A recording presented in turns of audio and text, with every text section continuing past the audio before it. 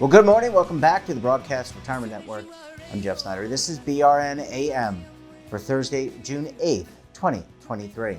And our top story today, half of business owners don't want their children to inherit or run their business. Well, joining me now to discuss this and a lot more, Michael Liersch is the head of advice and planning for Wells Fargo Investment Management. Michael, it's great to see you. Thanks so much for joining us on the program this morning. Of course, Jeff. Happy to be here. All right, let's talk about the study because I just find it amazing. I want to get your reaction to this. Half of business owners don't want their children to inherit and run their business. And a business is a significant asset. That's a pretty big statement. What do you infer from that headline? So there are two things. The first one is we don't want to leave out the part where over 90% wanted their children to make their own way in the world and build and protect their own wealth.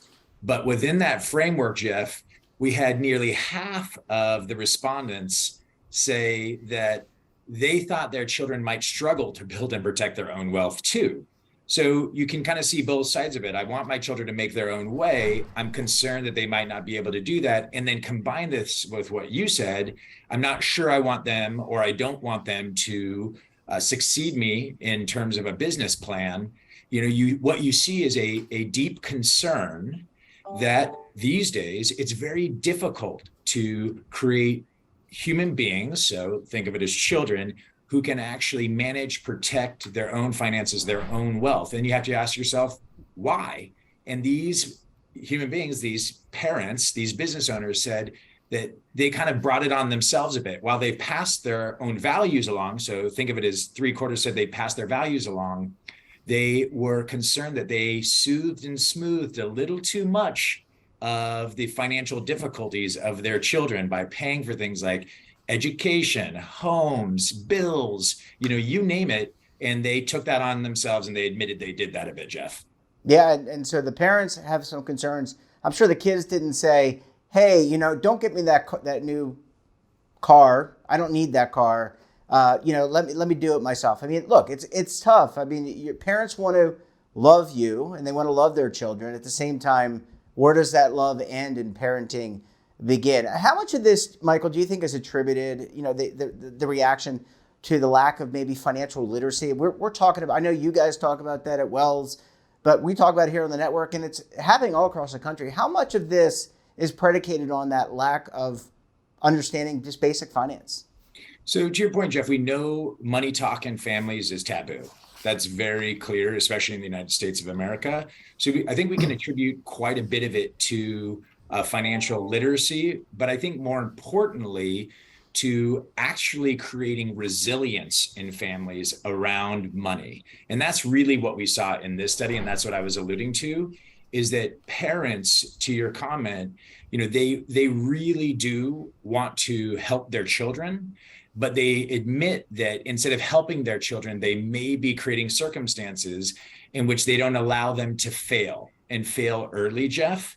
And that's a huge component of financial literacy, right? We're not always going to win. We're not always going to be successful. And in fact, the survey participants, over 90% of them said hard work was the number one reason why they were successful.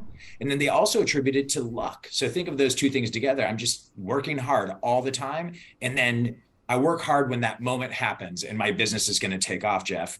And that really comes across as the key concern, is they're not really creating that work ethic, that resilience with their children because they're paying for so much. And especially Gen Xers said that, Jeff. Gen Xers admitted they were the biggest culprits. So think of people born in the 70s of helping their children through their financial life. And Jeff, you're pointing to yourself. Yeah, I am certainly one of those Gen Xers. And I was going to ask you about that. My parents are boomers, baby boomers. So grew up at the end of World War II into the booming 50s. What about other generations? I mean, I know I didn't mean to cut you off, by the way, on Gen Xers, but what about other generations? Gen Z parents. Well, maybe Gen Z parents or Gen X, Gen Y parents are a little bit too young. But what about some of the other generations? What do they say about this? So when we looked at the boomers, and you can think about the types of things they're willing to pay for, things like grandchildren's education came up. And so education was a huge focus. So not only hard work, but education. And so when you look at that boomer audience, that seems to be a huge focal point. So you might want to think of it as in really thinking of goals or things that they want their family to accomplish. They're focused on that when it comes to the monetary distribution, whereas to our comment on Gen Xers, so Jeff, again, I'm not trying to call you out, but when you think of that, it has a less goal orientation. It's just about soothing a situation or getting a child through a difficulty rather than actually saying, okay, let me help you buy a home or achieve a particular purpose. So one other element of this is, you can think of it as in terms of this goal orientation, net worth. So those with 5 million or more of our survey participants were far more likely to want to help a child create, think of it as home ownership. So help them buy a home, not buy it outright for them, Jeff, but help them buy a home. So that's what I mean by goal orientation. And that's where you saw those boomers and those Gen Xers really diverge. Well, Michael, thank you so much for that. I need to take a very quick break. When we come back, we'll talk more about succession planning and maybe a little bit of parenting along the way. You're going to want to stay tuned right here on BRN AM.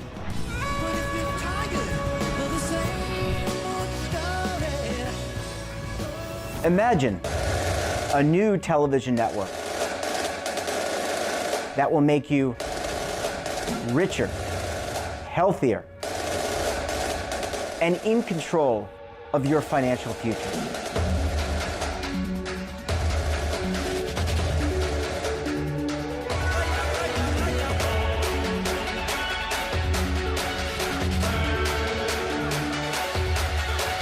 This network is for the policewoman in Nashville, Tennessee, the baker in Dubuque, Iowa, the teacher in Lexington, Kentucky. We want to make the idea of savings and retirement culturally relevant. But what do you see as a defining issue of the midterms, especially for the smaller businesses? I mean, they are the lifeblood of the American economy.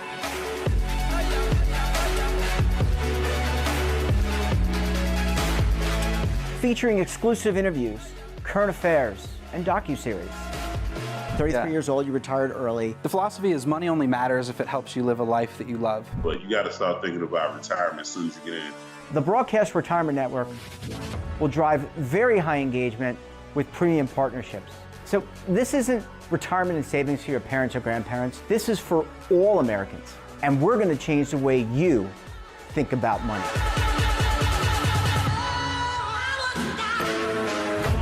Welcome to the next frontier of retirement and savings.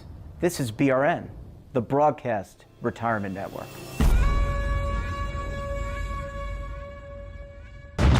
Tax audits, tax liens, wage garnishments. Every day we hear stories like this about good folks who are simply struggling to pay their bills. Each of them are living a frightening IRS tax nightmare, and they are afraid it will destroy their lives. I'm a divorced single mom, and my ex-husband left me and the kids with a lot of unpaid bills, including unpaid taxes. I was really starting to show my stress on my kids because the IRS had sent me a letter demanding a huge payment from me.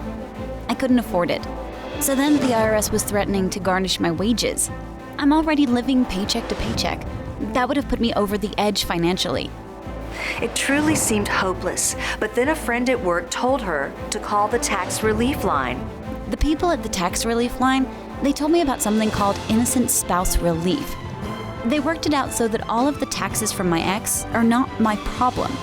I don't know how that works, and I don't care. All I care about is that I don't owe the IRS a dime, and they are not going to take my paycheck. Even if it seems hopeless, you should call the number on your screen right now. There is absolutely no cost for the call or the consultation. You are under no obligation. If you are worried that the IRS could garnish your wages, seize your assets, even take your home, call us right now. The Tax Relief Line is here to help you. Now you have a knowledgeable, professional team of tax experts that are ready to negotiate with the IRS and fight for you to save you money. The Tax Relief Line's professionals have successfully negotiated thousands of cases, reducing and sometimes even eliminating the tax debt for their clients. It's very easy to get started. Simply call the number on your screen right now. You don't have to live in fear anymore. The call and the consultation are free. Well, Michael, thanks so much for staying with us. Really appreciate you hanging around for segment number 2 this morning. Happy to be here and happy to be back. Yeah, and you know, some of this is predicated on succession planning you need to do with any business, right? That is so important. And I guess you want to avoid, what's the HBO series? Isn't it called Succession? Succession is surely. Okay. So it's a little dramatized, though, Jeff. Let's admit it. It's a little bit dramatized there. It is dramatized, but you want to avoid the disconnect that can happen when someone passes on and there's a legacy business. You don't want people sniping at each other. You're right. That was overly dramatic. Great series, but overly. My wife watched the entire thing on HBO or Max, I guess is how it's called. But let's talk about planning and why is succession planning? Why is estate planning? Why is all this so important? Well, I think the key component of it is, and bringing it back to our study, we had a high proportion of participants in the study say they feel like wealth, to your exact point, ruins families. And so when we talk about that Gen X population, 88% of the Gen X population said that.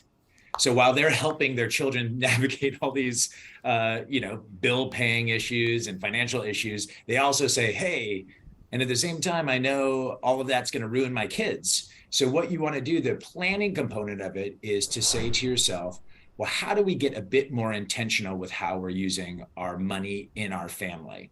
So 3 quick tips, Jeff, to really think through that. And I'd welcome any questions you have. The first one is to really start the process of having family meetings. So when you think of the show Succession, a key idea here is to say, well, where do we start that conversation? It's not about who gets what or who does what or, who's most powerful and important. That family meeting starts on family values. And so, think of it as 3/4 of our participants said that they recognize that values are the most important. So have meetings about how you value money. We do it in my own family once a week, 30 minutes. We sit down. Are we living our financial values as a family? So I do practice what I preach, Jeff.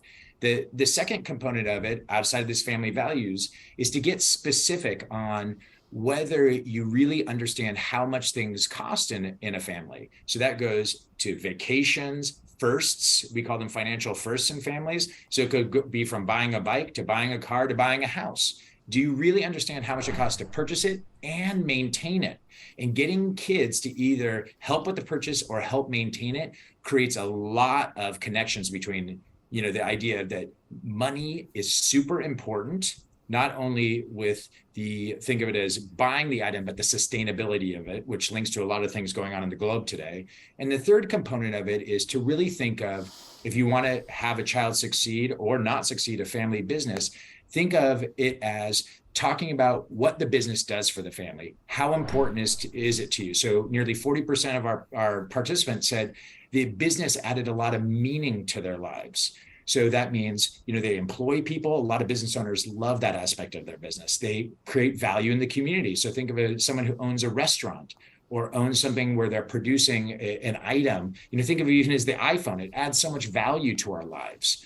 So is that something that you want to sustain and maintain? And is it a family member that wants to take that over? And how would you prepare them well ahead of time to take that over and see if they're actually capable? So those 3 items, the family meeting around values, really getting crisp on how important money is and the sustainability of purchases and activities. And the third piece is when it comes to a business, really saying, is that something we want to carry forward in our family as a legacy? And is there anyone in the family interested and capable of doing it? Become extremely critical conversations. Yeah, and just to follow up on this, we're not talking about Twitter or Tesla. This could be any business, right? I mean, if you own a cabinet making company, if you own an alarm company, these are the types of conversations. My point is, you don't have to be a gazillionaire. I mean, it's nice to be a gabillionaire, and there's a lot you can do in terms of planning. You can be a sole proprietor. You could own a consultancy, or whatever it might be. You might own in a sense, a law practice. You might be a dentist. right? How do you want your family to participate and potentially take over that business? So the dentist I go to, for example, Jeff, is a family succession business. The son took it over from his mother, and she still comes in and works there, but it has meaning in our community, and everyone loves going there, the experience that they provide and also the services they provide. Yeah, last question, and this is a topic we need to continue to discuss. But what if you get pushback? I mean, look, if I'm getting, I wouldn't say a free ride on mom and dad, that's kind of the good gravy train. And that's kind of, I would think that there might be a little bit of pushback. And this isn't necessarily a financial question or, from our perspective as professionals, but this is really a psychological. How do you coax that person in, if they don't want to be a part of the discussion, the children into this type of conversation? They just are pushing back. That can almost blow things up at the beginning rather than at the end. So I think you need to ask yourself two questions if you're watching this or listening to this and you're having that struggle as a parent or as a potential successor, Jeff. I think the first one is, why are you pushing back, or why are you receiving the pushback? So sometimes what we see in family dynamics is, the younger generation, Jeff, wants to make it their own. And so are they being forced into something, or is an idea or the business being imposed on them? Or are you giving the ability for it to adapt and transform in a different type of way based on the interests or the desires of that successor? So that's a key and critical question, because if it's closed, Jeff, that's where we see the most negative dynamics.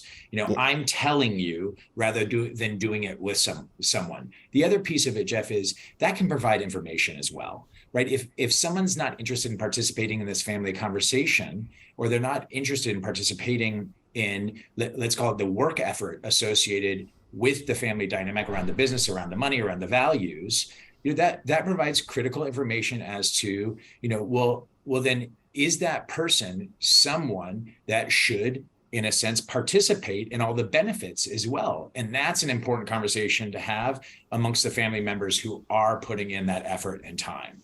Yeah, really important. And people watching, I mean, this is not necessarily just a financial conversation. And I think that, I know he just went off the air, but Dr. Phil would have been a great facilitator in this part of the conversation in all seriousness, because it is so psychological and it's creating buy-in. Michael, we're going to have to leave it there. Always great to see you. Thanks so much for joining us, and we look forward to having you back on the program again very soon.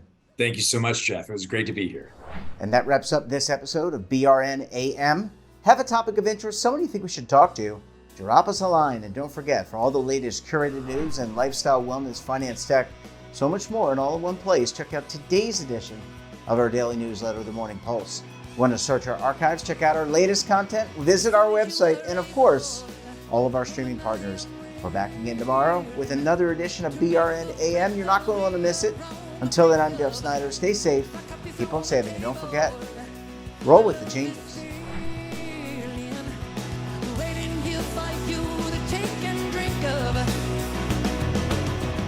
But if you're tired of the same old...